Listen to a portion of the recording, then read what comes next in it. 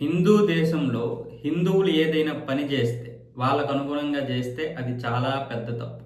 మన T20 world cup గెలిచిన తర్వాత మన సూర్యకుమార్ యాదవ్, గౌతమ్ గంభీర్, అలాగే జైషా వీళ్ళ ముగ్గురు కూడా ఆ క్రికెట్ స్టేడియానికి దగ్గరలో ఉన్నటువంటి ఒక హనుమాన్ ఆలయానికి వెళ్ళి అక్కడ హనుమాన్ పాదాల చెంత ఆ కప్పును పెట్టారు.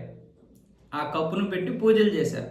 అది చాలా పెద్ద తప్పు అయిపోయింది చాలామంది కుహనా మేధావులకి.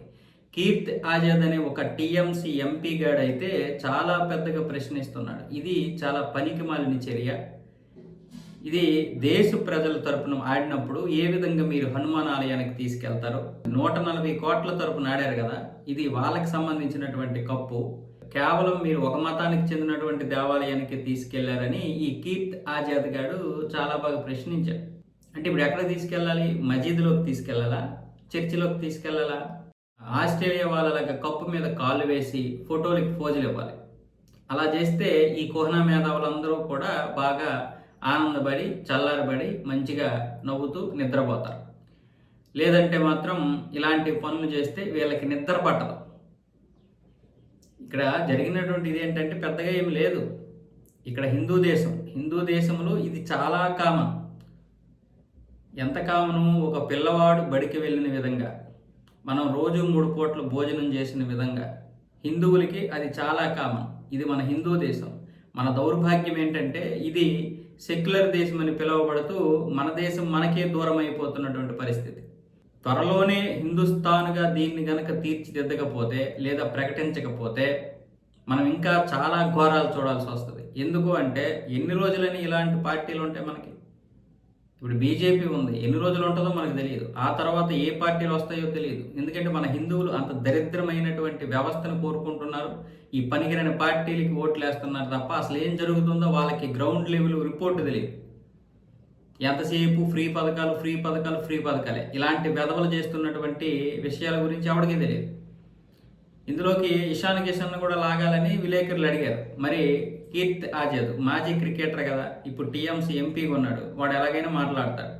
వాడు మాట్లాడిన దాన్ని ఇషాన్ కిషన్ అడిగారు రిపోర్టర్. ఇలాగ అన్నాడు కదా, మరి పలానా మాజీ ఎంపీ పైగా మీ క్రికెటరే కదా అంటే, నేను ఇప్పుడు వరల్డ్ కప్ గెలిచినటువంటి ఆనందంలో ఉన్నాను, నేను ఎంత ఆనందంగా ఉన్నానని మీరు అడగాలి తప్ప ఇలాంటివి అడగకండి అని తప్పించుకున్నాడు. మొత్తానికి చిన్నపిల్లడు కదా, పైగా వాళ్ళ చెల్లెలు చనిపోయింది, బావ చనిపోయాడు, ఆ బాధలో ఉన్నాడు అతను. సరే, అభిమానుల్ని ఏదో ఒక విధంగా వాళ్ళు సరదాపడి ఆయనకి దండేసి ఆయన్నైతే ఊరేగిస్తున్నారు. వాళ్ళ ఆనందం వాళ్ళది. కానీ తన మనసులో ఉన్నటువంటి బాధ ఏంటి?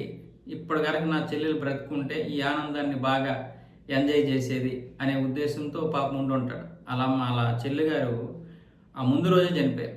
మార్చి 7వ తారీఖున కలకత్తాలో జరిగినటువంటి ఒక కారు యాక్సిడెంట్లో వాళ్ళ చెల్లి, బావ చనిపోయారు. 2 పిల్లలు మాత్రం బ్రతికారు. ఆ బాధలో ఉన్నాడు అతను. మళ్ళీ ఈ వివాదంలోకి లాగాలని చూస్తున్నారు. అంటే పోనీ వీళ్ళు లాగాలని చూడడం పక్కన పెడితే ఆ వెధవ మాట్లాడేటటువంటి మాటలు ఈరోజు మనం కోపగించుకోవడం కాదు, ఆలోచించుకోవాలి. మనం ఎక్కడున్నామనేది ఆలోచించుకోవాలి.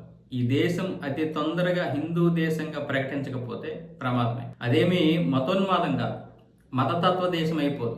ఈరోజు ఎన్ని ఇస్లామిక్ దేశాలు ఉన్నాయంటే 57, ఎన్ని క్రిస్టియన్ దేశాలు ఉన్నాయంటే 120 అని ఎలాగొస్తుంది గూగుల్లో?